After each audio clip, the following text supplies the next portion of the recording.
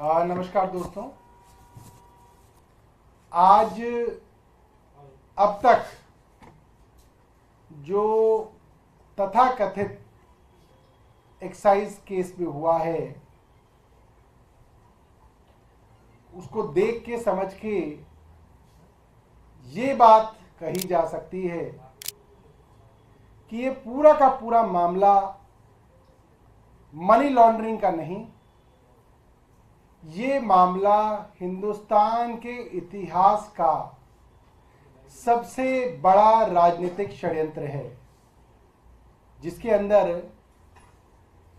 हिंदुस्तान के सबसे ज्यादा वोटों से और सबसे ज्यादा सीटों से जीतने वाले किसी भी राज्य के मुख्यमंत्री में सबसे आगे जो आते हैं अरविंद केजरीवाल, उनको और उनकी पॉलिटिकल पार्टी को और उनकी दिल्ली और पंजाब की दो सरकारों को नष्ट करने का, कुचलने का, खत्म करने का एक बड़ा षड्यंत्र है।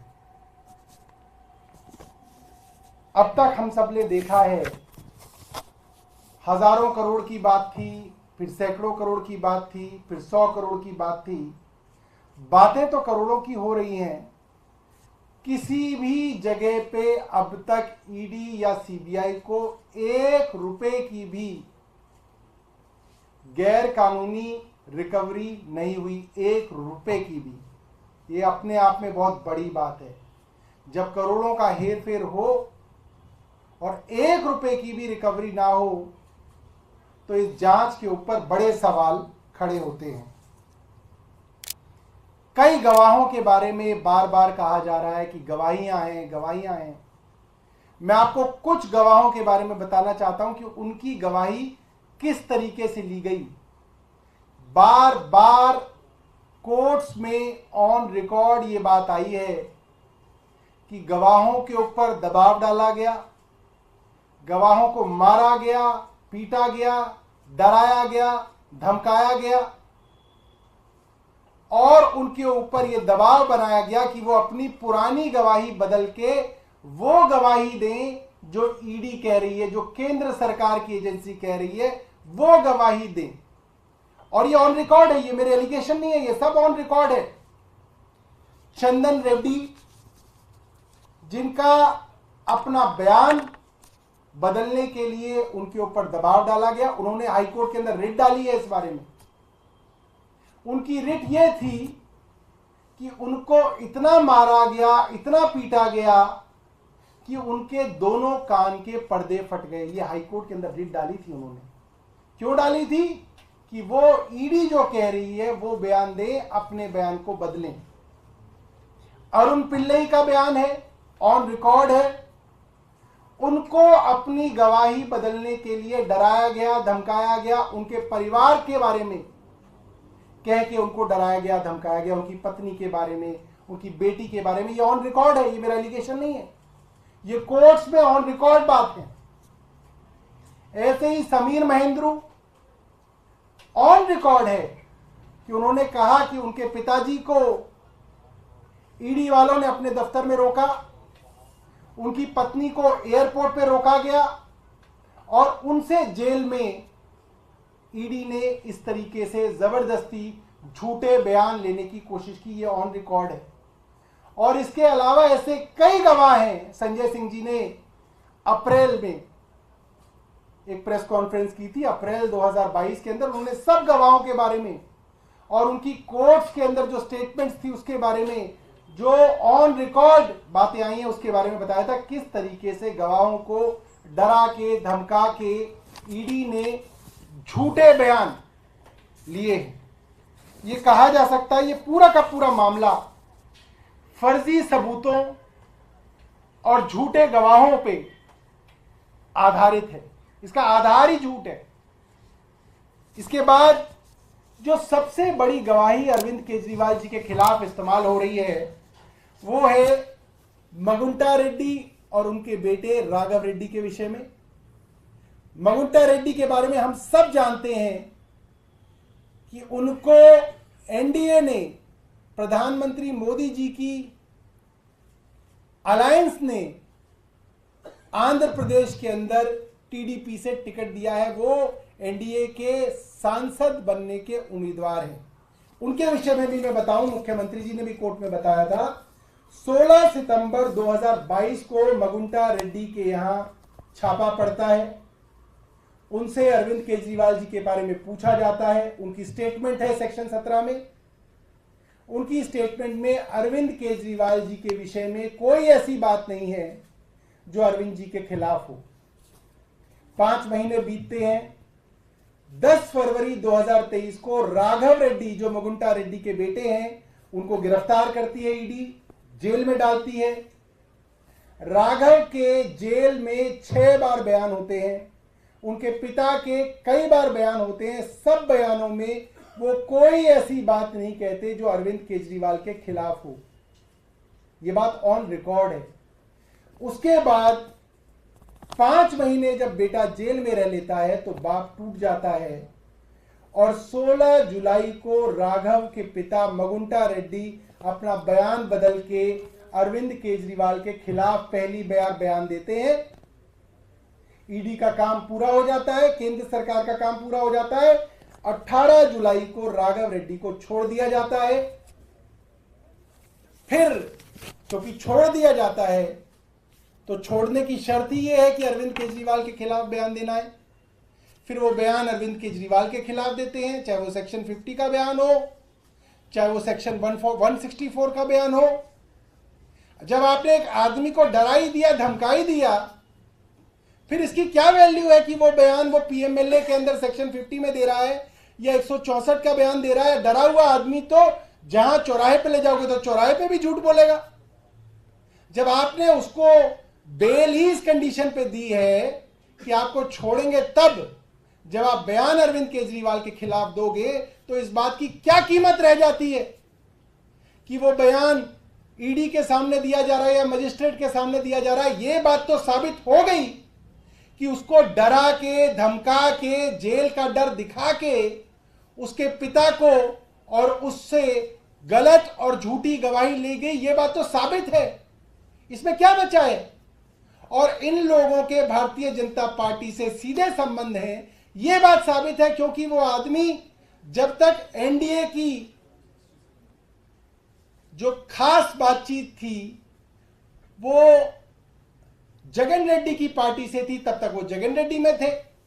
जब एनडीए से बातचीत टीडीपी की शुरू हो गई तो अब वो टीडीपी में आ गए और उनको टीडीपी से टिकट मिल गई। ये बात तो बिल्कुल साफ साफ है।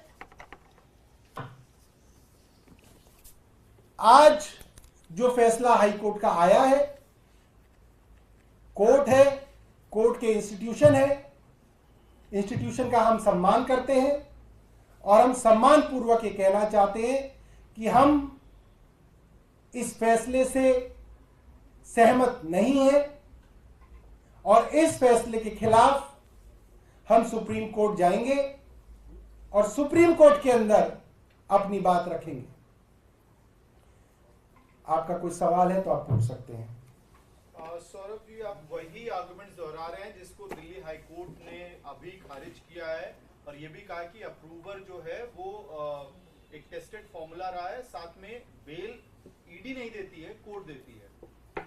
मैं यही बात कह रहा हूं कि आज जो भारतीय जनता पार्टी के प्रवक्ता टीवी पर बैठ के ज्ञान देंगे, प्रेस कॉन्फ्रेंस में जो ज्ञान देंगे, वो वही ज्ञान है जब संजय सिंह जी की बेल इसी कोर्ट में इसी जज साहब ने रिजेक्ट की थी तो यही बड़ी बड़ी बातें की गई थी कि हाईकोर्ट ने फैसला दे दिया।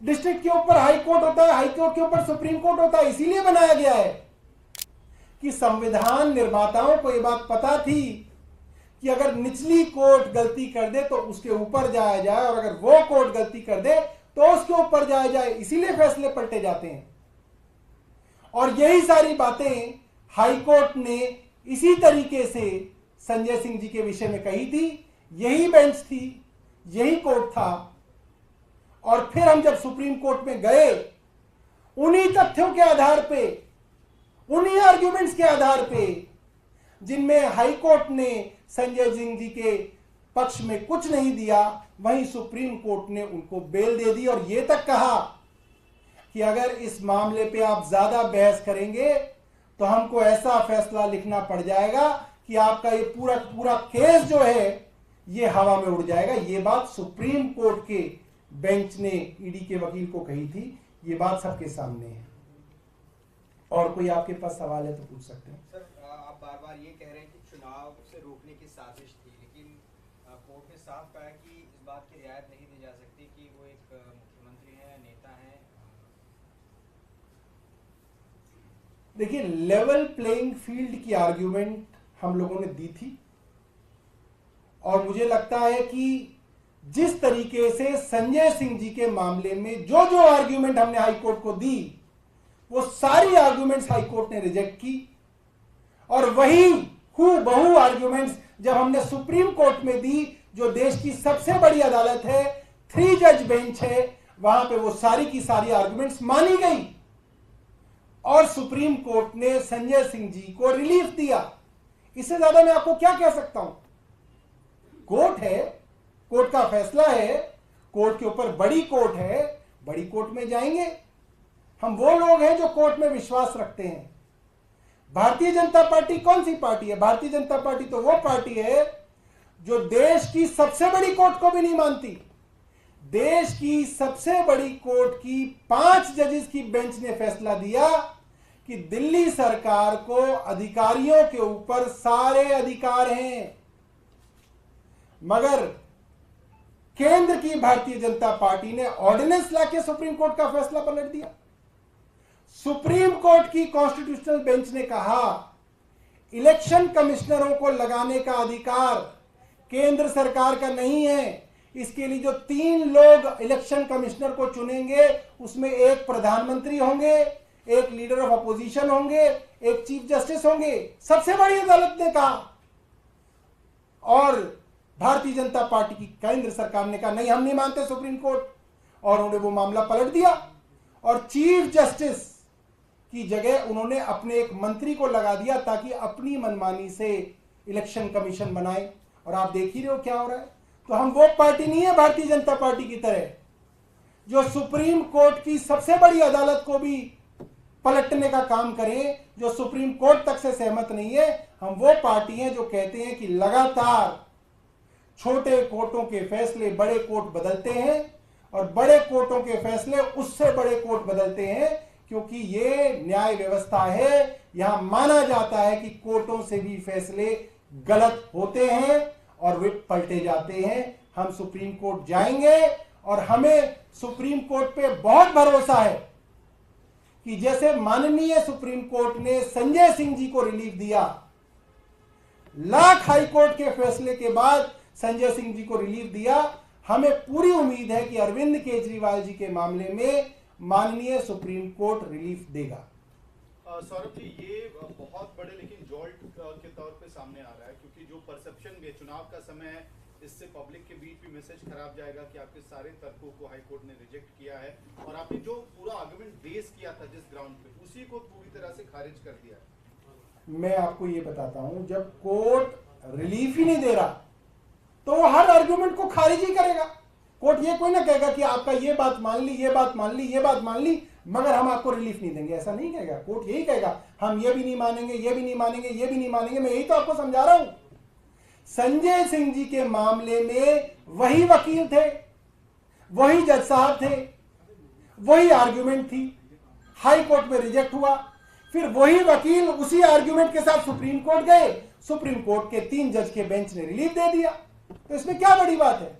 इस हाई कोर्ट ने रिलीफ नहीं दिया, हम सुप्रीम कोर्ट जाएंगे, वहां पे आर्ग्यूमेंट रखेंगे, वहां रिलीफ मिलेगा। तो होता रहता है, तो हमारे साथ कई बार हुआ है, लगातार हो रहा है।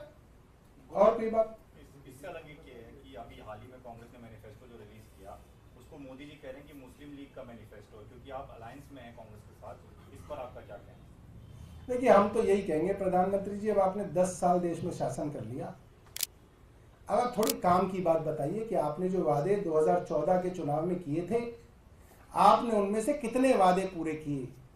क्या देश में महंगाई कम की आपने नहीं की। क्या पेट्रोल डीजल के दाम आपने कम किए? आपने नहीं किए। क्या बुलेट ट्रेन चल गई? 10 साल में भी नहीं चली। क्या स्मार्ट सिटी बन गए? 10 साल में भी नहीं बने। क्या किसानों की आय दुगनी कर दी? अभी तक नहीं की। क्या डॉलर के मुकाबले रुपया ऊपर चला गया? अभी तक नहीं गया। क्या 2 करोड़ लोगों को हर साल नौकरी मिल रही है? अभी तक नहीं मिल रही है। उन बातों की बात करें। प्रधानमंत्री जी को बहुत समय दिया देश के लोगों ने, 10 साल दिए, वे ये बताएं कि उन्होंने क्या काम किया। ये हिंदू मुस्लिम, ये तो छोटे छोटे जो है डिस्ट्रिक्ट लेवल के और उनके जो मंडल लेवल के नेता बात करते हैं, ये प्रधानमंत्री को शोभा नहीं देती। सौरभ जी, काउंटर आया है आपके बयान पे कि कोई रिकवरी नहीं हुई है। सुधांशु त्रिवेदी कह रहे हैं कि यही तो पता करना है, इसी के लिए इन्वेस्टिगेशन चल रहा है। कहीं केजरीवाल जी ने अपनी केजरीवाल जी की आत्मा उस पैसे की रक्षा तो नहीं कर रही है? नहीं, सुधांशु त्रिवेदी जी को पता ही नहीं चला। रिकवरी तो हो गई है, 59 करोड़ रुपए की रिकवरी हो गई है। और कोर्ट ने, सबसे बड़ी बात है, उस चीज को एक्नॉलेज किया। हाई कोर्ट ने 2 बातों को हाई कोर्ट ने आज एक्नॉलेज किया। मैं समझता हूं वो हमारी बड़ी जीत है। कोर्ट ने इस चीज को एक्नॉलेज किया कि 59 करोड़ रुपया इलेक्टोरल बॉन्ड के माध्यम से शरद रेड्डी की कंपनियों से भारतीय जनता पार्टी को आया। कोर्ट ने दूसरी बात जो हमारी बहस थी वो एक्नॉलेज तो की कि जो मगुंटा रेड्डी हैं और उनके बेटे हैं, जो अरविंद केजरीवाल के खिलाफ सबसे बड़े गवाह हैं, वो मगुंटा रेड्डी भारतीय जनता पार्टी की अलायंस की तरफ से चुनाव लड़ रहे हैं सांसद का। ये दोनों चीजें एक्नॉलेज हुई।